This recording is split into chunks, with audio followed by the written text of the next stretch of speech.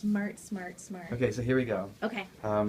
So we're cutting to the end. So just so that we don't have a 30-minute video, but at the end here, we're supposed to look at conclusion and citation and references.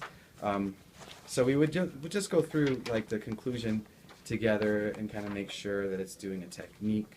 Okay. And that's after we've looked at each paragraph together. And again, like I'm definitely at this stage in my first draft, I'm not looking for help with my grammar or anything like that. I just really want to know that I have good organization, because I think that's more important than anything right now is, do I have a clear claim and do I have clear organization? Right. And then my references, I have my works cited page already. You know, I can check myself just to see if I'm following the format. And we've already talked a little bit about, you know, where I might still need to add in-text citation, just so that it doesn't seem like I'm coming up with stuff out of my butt. Like you counted everybody yourself. Yeah, 2 right. million and Yeah. 4, 2 million. Right. This is actually factual information that I've gathered. And so, like, I don't know. I think if I, you know, and just to wrap up our session, if I were to tell you where I thought I still needed to work on this paper, because I think as the writer, it's probably my responsibility to tell you that rather than you feel like you have to tell me what's wrong with my paper. I would tell you what I think I need to work on.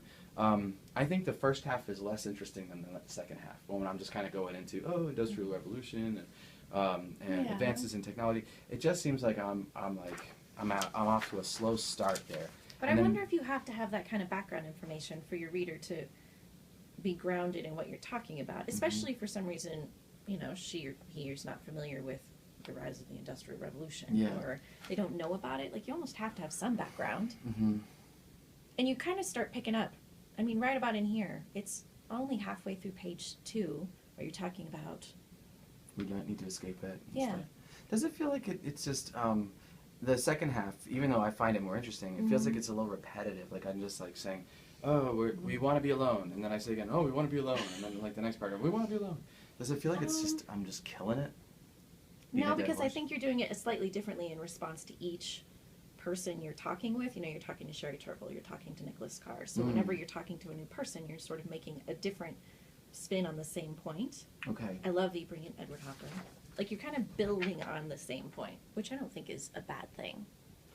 And then you get to another big point. Loneliness is not caused by our technology. It's caused by our inability to escape our togetherness. And you have to build up to that point, or your reader's not going to trust you yet to just make those kinds of proclamations. What about, and this isn't part of the rubric, but I'm just curious, what about that ethos, pathos, logos thing? I feel like I'm using logos because I'm trying to make factual-based arguments, especially about, you know, like history. Ethos, I don't know if I don't have a ton of people on my side. That's what I was going to say. If there was anything missing, it's that you've definitely established that the other side has all of these, but you're almost, it's like you're the lone voice. Yes, the lone voice, you know, railing against the windmills or whatever. It's that there's nobody else on your side with you, and maybe there isn't, and that's what's so genius about it. But maybe I should try to find somebody who feels that way. But I wonder if you'll just find people saying technology is good. It allows us to be connected. It allows us to, you know, learn things about the world. Because that tends to be what I find when I'm reading about these issues, is that it's either technology is not bad, but it's a good thing to have technology. You know, it allows us to be connected, and I don't know who's saying. Maybe I can go to the library and talk to the reference librarian and just see, like, if there's some Joe. Yeah, talk to Joe. What's his last name? Joe...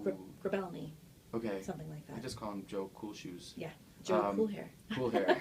Joe Grabelny. Maybe he can help me find some source that would be in line with... Somebody smart is talking about this. Yeah, there's got to be some study that's, you know, like, because this is the paper for introverts, you know, like this is we need to be introverted now because we can't get away from each other, and so somebody has to be talking about that.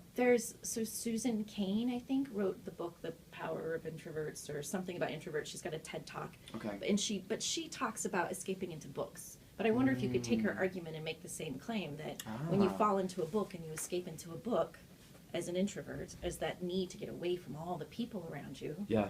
I'm sure it's Susan Cain, C-A-I-N. C-A-I-N. And she does a TED Talk about I think it's called The Power of Introversion or something like that. She wrote a book. I love it. You might be able to take her argument and just push it a little further, that if we escape into books and we need to save those places, isn't this just another place to fall into? You open a book, you fall in, you open your phone, you fall in. I love it. I will look into that, because that could That be might the be source of a possibility. need to establish an ethos. Love it. But otherwise, I think it's got lots of emotional appeal, in not a schmaltzy, heartstring tugging kind of way, but Right. here's what's at stake. Right. Don't let this happen. Don't take away our place to be alone. Don't say that that's bad. I see. Okay, good. Yeah, I think it's great. Perfect. Well, thank you so much for your time. Yeah, of course. I really appreciate it. You're welcome. And if you ever need to have a paper reviewed by me, I'd be more than happy to do that. Thank you for sharing it with me.